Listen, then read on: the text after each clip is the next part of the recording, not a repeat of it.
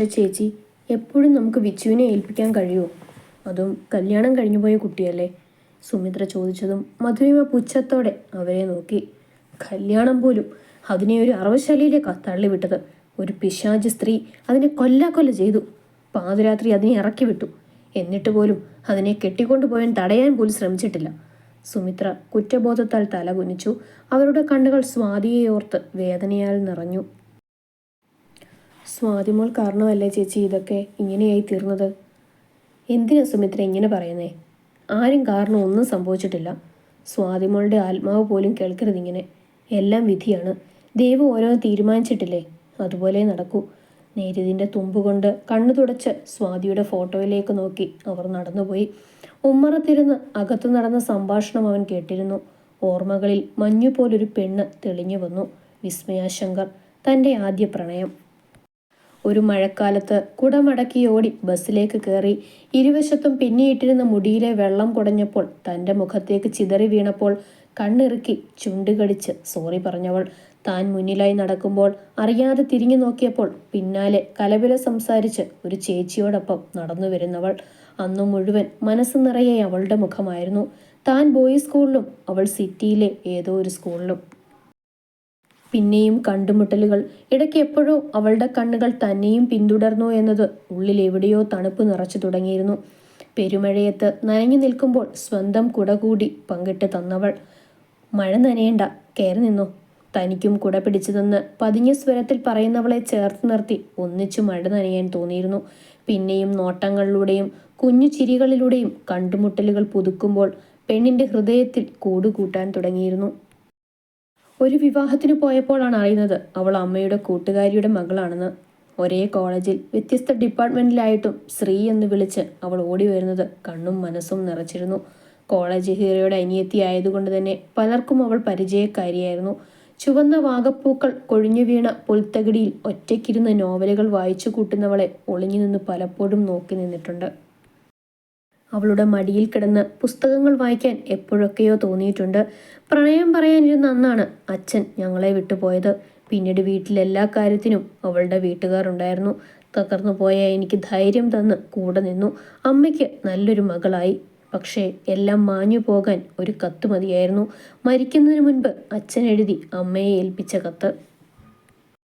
സ്വന്തം സഹോദരിയുടെ അവസാനത്തെ ആഗ്രഹം നിറവേറ്റി കണ്ണടയ്ക്കാനായിരുന്നു അത്രേ അച്ഛൻ ആഗ്രഹം. ആ ആഗ്രഹമായിരുന്നു സ്വാതി. കണ്ണുകളിൽ നിന്നും കവിളുകളെ ചുംബിച്ചിറങ്ങുന്ന കണ്ണുനീരിനെ തുടച്ചുകൊണ്ട് ഓർമ്മകളിൽ നിന്നും അവൻ ഞെട്ടി എഴുന്നേറ്റു. ദിവസങ്ങൾ പോയി മറയുന്നതിനനുസരിച്ച് ആരൂട്ടൻ്റെ വാശി കുറഞ്ഞു വന്നു. പക്ഷേ ഇടയ്ക്കിടയ്ക്ക് സ്വാതിയുടെ ഓർമ്മയിൽ അവൻ ചുറ്റിലും പരതും. എത്ര ചെറിയ കുഞ്ഞാണെങ്കിലും അമ്മയുടെ സാന്നിധ്യം അവർ തിരിച്ചറിയാതെ ഇരിക്കുകയില്ലല്ലോ. വിച്ചു, ഒരു ഗുഡ് ആൻഡ് ബാഡ് ന്യൂസ് ഉണ്ട്. അരുണിമ വിസ്മയുടെ ക്യാബിനിൽ വന്നിരുന്നു കൊണ്ട് പറഞ്ഞു. IT പ്രൊഫഷണലുകളാണ് വിസ്മയും അരുണിമയും. എന്താടി? ബാഡ് ന്യൂസ് ആദ്യം പറയാം, അത് എന്നെ സംബന്ധിക്കുന്നതാണ്. എൻ്റെ വിച്ചുവിനെ എൻ്റെ അടുത്തുനിന്ന് മാറ്റാൻ പോകുന്നു. വിസ്മയ ഞെട്ടിക്കൊണ്ട് അവളെ നോക്കി. ഇനി ഗുഡ് ന്യൂസ് എന്താണെന്ന് വെച്ചാൽ മോൾക്ക് പ്രമോഷനോടുള്ള ട്രാൻസ്ഫർ, അതും ശ്രീയുടെ കമ്പനിയിലേക്ക്. വിസ്മയ പറഞ്ഞിരുന്നു. ഇനി ഒരിക്കലും ശ്രീയുടെ ജീവിതത്തിൽ കടന്നു ചെല്ലില്ലെന്ന് തീരുമാനിച്ചതാണ് താൻ. അവൾ നെറ്റിയിൽ കൈ ഒഴിഞ്ഞുകൊണ്ട് ചേറിൽ ചാരിയിരുന്നു. അവളുടെ അവസ്ഥ മനസ്സിലാക്കിയതുപോലെ അരുണിമ അവളുടെ ചുമലിൽ കൈ ചേർത്തു. വിച്ചു, കഴിഞ്ഞതൊക്കെ കഴിഞ്ഞു. ഇതിപ്പോൾ നിന്റെ ഹാർഡ് വർക്കും കഴിവും കൊണ്ട് നിനക്ക് കിട്ടിയതാണ് ഈ പ്രൊമോഷൻ. അത് ശ്രീയുടെ കമ്പനിയിലേക്ക് ആയതുകൊണ്ടാണ് നിനക്ക് താല്പര്യക്കുറവെന്നും എനിക്കറിയാം. Past is past Vichu. അവിടെ ആകുമ്പോൾ അയാൾ നിന്നെ തേടി വരില്ല. നിനക്ക് ആരിൽ നിന്നും ഒളിച്ചോടുകയോ വേണ്ട. വൈകാതെ ഞാനും അങ്ങോട്ട് തന്നെ വരും. ഇപ്പോൾ എൻ്റെ മുന്നിൽ കുറേ പ്രോജക്റ്റ് ഉണ്ട് ചെയ്തു തീർക്കാൻ. അല്ലെങ്കിൽ നമ്മൾ ഒന്നിച്ചേ പോകുമായിരുന്നുള്ളൂ. വിസ്മയ അവളെ നോക്കി നെടുവീർപ്പോടെ ചേറിൽ ചാരിയിരുന്നു.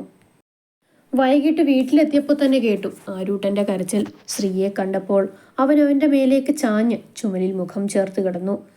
മോനെ, നാളെ ഞങ്ങൾ തിരിച്ചു പോവാ. ശ്യാമയ്ക്ക് ഡേറ്റ് എടുത്തു. ഹോസ്പിറ്റലിൽ ഇവിടെ നിന്ന് ഒത്തിരി ദൂരമില്ലേ? പെട്ടെന്ന് പെയിൻ വന്നാൽ ഇവിടെ ചേച്ചിയല്ലാതെ ആരും ഇല്ലല്ലോ. സ്വാതിയുടെ അമ്മ പറഞ്ഞതും ശ്രീ അവരെ നോക്കി തലയാട്ടി ആരൂട്ടനെയും കൊണ്ട് അകത്തേക്ക് നടന്നു. അച്ഛൻ്റെ ഇളയ പെങ്ങൾ വസുന്ധര അപ്പച്ചിയുടെ മകളായിരുന്നു സ്വാതി. സ്വാതിക്ക് 4 വയസ്സുള്ളപ്പോഴാണ് അപ്പച്ചി മരിക്കുന്നത്. 2 വർഷം കഴിഞ്ഞ് അമ്മാവൻ വേറെ വിവാഹം കഴിച്ചു. അതിലുള്ള മകളാണ് ശ്യാമ. ഓരോന്നോർത്ത് ആരുവിനെയും ചേർത്ത് പിടിച്ചവൻ കട്ടിലിൽ ചാഞ്ഞിരുന്നു. പിറ്റേന്ന് രാവിലെ തന്നെ ശ്യാമയും കൊണ്ട് അവർ തിരിച്ചു പോയിരുന്നു. ആരൂട്ടിനെയും കൊണ്ടുപോയാൽ നോക്കാൻ കഴിയാതെ വരും എന്നറിയാവുന്നതുകൊണ്ട് സുമിത്ര അവനെ വിട്ടില്ല. അമ്മേ, മുറിയിൽ നിന്ന് ഹാളിലേക്ക് ഇറങ്ങി വന്നുകൊണ്ട് ശ്രീകാന്ത് സുമിത്രയെ വിളിച്ചു. എന്താ ശ്രീ? അമ്മേ, മോനെ ഞാൻ കൊണ്ടുപോവാണ്. അമ്മ ഇവിടെ തന്നെയല്ലേ ഉള്ളൂ? അവൻ അമ്മയെ വാശി കാണിച്ച് വശം കെടുത്തും. അമ്മ വയ്യാതെ ഇരിക്കല്ലേ? അവിടെ ആവുമ്പോൾ ഞാനുണ്ടല്ലോ, എൻ്റെ ക്യാബിനിൽ ഇരുന്നോളൂ അവൻ. ഏയ് അത് വേണ്ട, ഞാനുണ്ടല്ലോ ഇവിടെ. അവിടെ എത്രയാന്ന് വെച്ചിട്ടാ മോനെ നീ അവനെ നോക്കുന്നത്? ജോലി ചെയ്യാനൊന്നും പറ്റില്ല. സാരമില്ലമ്മേ, ഞാൻ നോക്കിക്കോളാം. അമ്മ അവനുള്ള പാലും കുറുക്കും ഡ്രസ്സും എടുത്ത് വെക്ക്. ഞാൻ നോക്കിക്കോളാം. തിരിഞ്ഞ് റൂമിലേക്ക് പോകുന്നവനെ ഒരു നെടുവീർപ്പോടെ സുമിത്ര നോക്കി നിന്നു. ആരൂട്ടിനെയും കൊണ്ട് ഓഫീസിലേക്ക് വരുന്ന ശ്രീകാന്തിനെ ചില സഹതാപത്തോടെയും ആശ്ചര്യത്തോടെയും നോക്കി നിന്നു. പുതിയ അന്തരീക്ഷം നോക്കിക്കാണുന്ന തിരക്കിലായിരുന്നു ആരൂട്ടൻ. അവനെ നോക്കി ചിലരൊക്കെ പുഞ്ചിരിച്ചപ്പോൾ കണ്ണു ചുരുക്കി ചുണ്ടു പിളർത്തി അവൻ നോക്കി. ക്യാബിനിൽ താഴെ ഒരു കുഞ്ഞ് ബെഡ് സെറ്റ് ചെയ്തിട്ടുണ്ടായിരുന്നു. അതിൽ അവനു വേണ്ടി കുറെ ടോയ്സും ഒക്കെ ഉണ്ടായിരുന്നു. ആരൂട്ടൻ താഴെയിരുന്ന് കൗതുകത്തോടെ എല്ലാം നോക്കിയിരുന്നു. അവൻ ഓരോന്നായി കയ്യിലെടുത്ത് കളിച്ചു തുടങ്ങി. ഇടയ്ക്ക് ശ്രീയെ നോക്കി അവൻ്റെ സന്തോഷം അറിയിക്കുന്നുമുണ്ട്. അവൻ്റെ കളിച്ചിരികൾ നോക്കിയിരുന്ന് ശ്രീ അവൻ്റെ ജോലിയിലേക്ക് തിരിഞ്ഞു. ഡോറിൽ മുട്ടുകേട്ടതും അകത്തേക്ക് വരാൻ പറഞ്ഞുകൊണ്ട് അവൻ ലാപ്പിലേക്ക് നോക്കിയിരുന്നു. ആരൂട്ടൻ്റെ ശബ്ദം കേട്ട് ശ്രീ മുഖമുയർത്തി നോക്കിയതും അവൻ ഞെട്ടിപ്പോയി. വിസ്മയുടെ അരയിലിരുന്ന് അവളുടെ മൂക്കിലും കവിളിലും എല്ലാം കടിച്ചുകൊണ്ട് സന്തോഷം കാണിക്കുന്നു ആരൂട്ടൻ. അവളും അവൻ്റെ കുഞ്ഞിക്കവിളികൾ തുരുതുരി ഉമ്മ വയ്ക്കുന്നു. അപ്പോഴാണ് തങ്ങളെ നോക്കിയിരിക്കുന്ന ശ്രീയെ അവൾ കണ്ടത്. സോറി, അത് പെട്ടെന്ന് കുഞ്ഞൻ എന്നെ കണ്ടപ്പോൾ ശ്രീക്ക് അപ്പോഴും അതിശയമായിരുന്നു. വിസ്മയിരിക്ക്, മുന്നിലെ ചെയർ ചൂണ്ടിക്കാണിച്ച് പതർച്ച മറച്ചു വെച്ചുകൊണ്ട് ശ്രീ പറഞ്ഞു. അവൾ ആരൂട്ടിനെയും കൊണ്ട് അതിലേക്കിരുന്നു. അപ്പോഴും അവളുടെ മാറോടൊട്ടിയിരിക്കുന്ന ആരൂട്ടിനെ ശ്രീകാന്ത് അതിശയത്തോടെയും വേദനയോടെയും നോക്കിയിരുന്നു. സോറി സർ, ഇതിൻ്റെ അപ്പോയിൻമെൻറ്റ് ലെറ്ററാ. വിസ്മയ ആയിരുന്നു അല്ലേ പുതിയ അപ്പോയിൻമെൻറ്റ്? ഞാൻ പേര് നോക്കിയില്ല. എനിവേ, വെൽക്കം വിസ്മയ ശങ്കർ. അവൻ വിച്ചു എന്ന് തിരുത്തി വിസ്മയ എന്ന് വിളിക്കുമ്പോൾ അവളുടെ ഉള്ളിൽ ഒരു നീറ്റിലുണ്ടാക്കി. അത് സമർത്ഥമായി മറച്ചു വെച്ചുകൊണ്ട് അവൾ പുഞ്ചിരിയോടെ അവനെ നോക്കി. അല്ല, ആദർശ് വന്നില്ലേ കൂടെ? പുറത്തേക്ക് നോക്കിക്കൊണ്ട് അവൻ പറയുമ്പോൾ അവളുടെ മുഖം കുനിഞ്ഞുപോയി. അവളുടെ മുഖം വാടുന്നത് അവൻ ശ്രദ്ധിച്ചു. ഇല്ല, വന്നില്ല. ഞാൻ എൻ്റെ വീട്ടിലാണ്. അത്രയും പറഞ്ഞ് അവനെ നോക്കാതെ അവൾ മുഖം തിരിച്ചു. ശ്രീക്ക് എന്തൊക്കെയോ സംശയം തോന്നി അവളുടെ പെരുമാറ്റത്തിൽ. അവൾക്ക് ഒരുപാട് മാറ്റം വന്നതായി അവന് തോന്നി. ക്ഷീണം ബാധിച്ച ശരീരം, കറുപ്പു നിറഞ്ഞ കൺതടങ്ങൾ, പ്രസരിപ്പില്ലാത്ത മുഖം, എപ്പോഴും പുഞ്ചിരി തങ്ങിയിരുന്ന ചുണ്ടുകളിൽ വിഷാദച്ചവ പുരണ്ടിരിക്കുന്നു. തികച്ചും നിർവികാരമായ മുഖം. എങ്കിൽ വിസ്മയെ പൊക്കോളൂ, ഓൾ ദ ബെസ്റ്റ്. അവൻ അവൾക്ക് നേരെ കൈനീട്ടി. അവളും അവന് കൈ കൊടുത്തപ്പോൾ ആരൂട്ടൻ അവരുടെ രണ്ടുപേരുടെയും കയ്യിൽ ചേർത്ത് പിടിച്ച് പൊട്ടിച്ചിരിച്ചു. അവൻ്റെ പ്രവൃത്തി കണ്ട് വിസ്മയ ചിരിച്ചുപോയി. ഇതുവരെയും മൗനിയായി നിന്നവൾ ആരൂട്ടിനെ നോക്കി പൊട്ടിച്ചിരിച്ചപ്പോൾ ശ്രീകാന്ത് അവളെ അതിശയത്തോടെ നോക്കി. അവളിൽ നിന്നും അടർന്നു മാറാതെ പറ്റിച്ചേർന്നിരിക്കുകയായിരുന്നു ആരൂട്ടൻ. ശ്രീ അവന് നേരെ കൈനീട്ടിയെങ്കിലും ആരൂട്ടൻ ഇല്ല എന്ന് തലയാട്ടി അവളിലേക്ക് തന്നെ ചാഞ്ഞു. ശ്രീകാന്ത് വല്ലായ്മയോടെ അവളെ നോക്കി.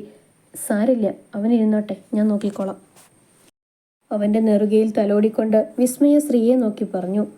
വേണ്ടടോ, അവൻ വാശി കാണിക്കും. കാണിച്ചോട്ടെ, എന്നോടല്ലേ, ഞാൻ നോക്കിക്കോളാം. ആരൂട്ടൻ അവളുടെ കഴുത്തിലൂടെ കൈയിട്ട് അവളെ നോക്കി ചിരിച്ചു.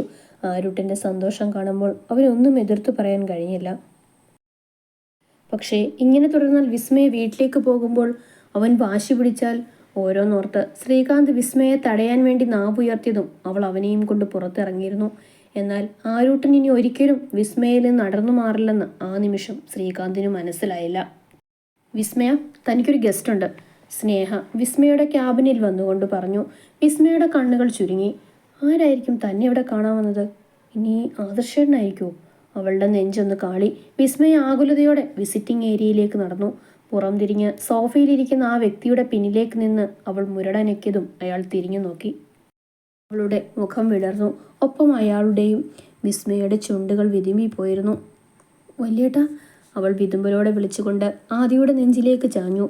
അവൻ്റെയും കണ്ണുകൾ നിറഞ്ഞിരുന്നു. അയ്യേ, എൻ്റെ വിച്ചുട്ടി കരയാ? അവളുടെ നെറുകയിൽ തലോടിക്കൊണ്ട് അവൻ ഇടർച്ചയോട് ചോദിച്ചു. അവൾ അവനെ മുഖമുയർത്തി നോക്കി. അവളുടെ കണ്ണുനീർ തുള്ളികളെ അവൻ പെരുവിരൽ കൊണ്ട് തുടച്ചു മാറ്റി. ഏട്ടൻ എന്താ ഇതുവരെ എന്നെ കാണാൻ വരാഞ്ഞത്? അതോ അവരെ പോലെ ഏട്ടനും ഞാൻ അന്യായോ? അവൾ വേദനയോടെ ചോദിച്ചതും ആദ്യം അവളെ ഒന്നുകൂടി അവനിലേക്ക് ചേർത്ത് പിടിച്ചു. മനഃപൂർവ്വം വരാഞ്ഞതല്ല മോളെ. പവിത്രമായ സഹോദര ബന്ധം പോലും സംശയത്തോടെയും മറപ്പോടെയും കണ്ടവർ ഞാൻ നിന്നെ തിരക്കി വന്നാൽ പുതിയ കഥ മെനയില്ലേ? വയ്യ. ഒരനിയത്തിയെ ഒരുപാട് ആഗ്രഹിച്ചപ്പോൾ ദൈവം നിന്റെ രൂപത്തിൽ എൻ്റെ വീട്ടിലെത്തിച്ചു. പക്ഷേ ഏട്ടന് വിധിയില്ലല്ലോ കുഞ്ഞെ. പിരിഞ്ഞു പോയില്ലേ നമ്മൾ? അവൻ്റെ കണ്ണുകൾ നിറഞ്ഞതും വിസ്മയ പകപ്പോടെ അവനെ നോക്കി.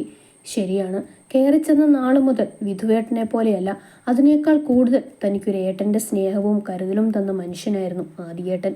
ജോലിക്ക് പോയിട്ട് വരുമ്പോൾ കൊച്ചു കുഞ്ഞിനെന്ന പോലെ കയ്യിൽ ഒരു പലഹാരപ്പൊതി കരുതിയിട്ടുണ്ടാവും എനിക്ക് വേണ്ടി. ആദർശേട്ടൻ്റെ അമ്മ ദ്രോഹിക്കുമ്പോഴൊക്കെ തന്നെ പൊതിഞ്ഞു പിടിച്ച് രക്ഷാകവചമാകുന്നവൻ. ആ ബന്ധത്തെയാണ് അവർ മറ്റൊരു കണ്ണിലൂടെ കണ്ടതും അവൾ വേദനയോടെ ഓർത്തു. പിന്നെ ഏട്ടൻ വന്നത് ഒരുവട്ടം മോളെ അറിയിക്കാനാ. വിസ്മയ സംശയത്തോടെ നോക്കി.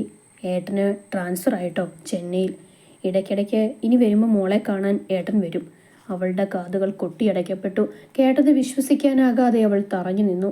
നിയന്ത്രണമില്ലാതെ അവളുടെ കണ്ണുകൾ ഒഴുകുന്നത് കണ്ട് അവൻ അവളെ അവിടെയുള്ള സോഫയിൽ പിടിച്ചിരുത്തി. അവൾ അവൻ്റെ ചുമലോട് ചേർന്നിരുന്നു.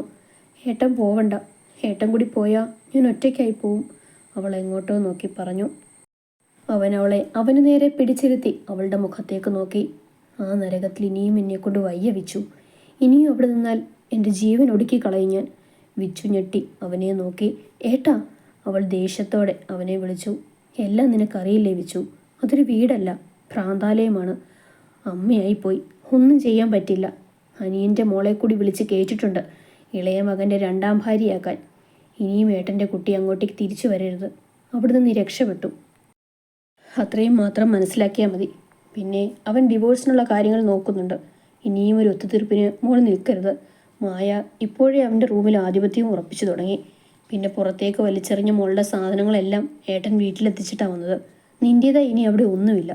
എവിടെയാണെങ്കിലും മോൾക്ക് എന്ത് വിഷമം തോന്നിയാലും ഏട്ടനുണ്ട് കൂടെ. എന്നെ ഒന്ന് വിളിച്ചാൽ മതി, ഏട്ടൻ എത്തിക്കോളാം. വളരരുത്. അഗ്നിയിൽ സ്ഫുടം ചെയ്തെടുത്ത വാളാകണം മോൾ. തകർക്കാൻ ശ്രമിക്കുന്നവർക്ക് നേരെ ചുഴറ്റി വീശണം. അവനിൽ നിന്നും ആ വീട്ടിൽ നിന്നും എന്നേക്കുമായി എൻ്റെ കുഞ്ഞിനൊരു മോചനം വേണം. എന്തിനും ഈ ഏട്ടൻ കൂടെ ഉണ്ടാവും. അവളുടെ നെറുകയിൽ അരുമയായി മുത്തിക്കൊണ്ട് അവൻ പറഞ്ഞു. അവൻ അവൾക്ക് സമ്മാനിച്ച അവളുടെ പ്രിയപ്പെട്ട തേൻമിഠായി പൊത്തി നെഞ്ചോട് ചേർത്ത് ആദ്യം അറിയുന്നതുവരെ അവൾ നോക്കി നിന്നു. പ്രിയപ്പെട്ടതെന്തോ അകന്നു പോകുന്നത് പോലെ അവളുടെ ഉള്ളു പിടഞ്ഞു. നിറഞ്ഞ കണ്ണുകൾ തുടച്ച് തിരിഞ്ഞ് അവൾ ആരുടെയോ നെഞ്ചിൽ തട്ടി നിന്നു. മുഖമുയർത്തി അവൾ നോക്കി. ശ്രീ അവൻ്റെ ചുവന്ന മിഴികൾ കണ്ട് അവളുടെ കണ്ണുകൾ ചുരുങ്ങി. ഒന്നും മിണ്ടാതെ കാറ്റുപോലെ തിരിഞ്ഞു പോകുന്നവനെ നോക്കി ഒന്നും മനസ്സിലാകാതെ അവൾ അവിടെ തന്നെ നിന്നു. സ്വന്തം ക്യാബിനിൽ നിന്ന് കണ്ണുകളടച്ച് ദേഷ്യം നിയന്ത്രിക്കുകയായിരുന്നു അവൻ.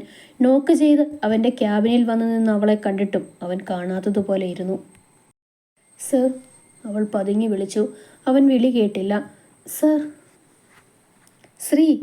അവൻ കണ്ണുകൾ തുറന്ന് അവനെ നോക്കി. അവൻ്റെ മുഖഭാവം കണ്ട് അവൾ പിന്നിലേക്ക് നീങ്ങി നിന്നു. ആർക്ക് വേണ്ടി അരടിപ്പില്ലേ നീ അവിടെ കിടന്ന് നരകിച്ചത്? അവൻ്റെ ദേഷ്യം കണ്ട് അവൾ വിറച്ചുപോയി. തന്നെ അന്ന് ആദ്യമായി വിസ്മയെ കാണുകയായിരുന്നു. ഒരിക്കൽ അവളുടെ പ്രാണനായിരുന്നവൻ്റെ മറ്റൊരു മുഖം. ആദ്യേട്ടൻ എല്ലാം എന്നോട് പറഞ്ഞു. നിനക്ക് മുന്നേ ആ മനുഷ്യനെ എനിക്കറിയാമായിരുന്നു. അവളുടെ പേടിച്ചുള്ള നിൽപ്പ് കണ്ട് അവനൊന്ന് തണുത്ത് അവളെ നോക്കി പറഞ്ഞു. വിസ്മയ ഞെട്ടി അവനെ നോക്കി. വിച്ചു. വർഷങ്ങൾക്ക് ശേഷം അവൻ പഴയ സ്ത്രീയായി. അവൻ്റെ നേർത്ത സ്വരം കാതിൽ പതിഞ്ഞതും അവൾ കണ്ണുകൾ മുറുക്കിയടച്ചു. കാലത്തിൻ്റെ കൈപ്പേറിയ നിമിഷങ്ങൾ കത്തിത്തീർന്ന ചിതയിലെ കനലുകൾ പോലെ അവളുടെ ഉള്ളിലെരിഞ്ഞു.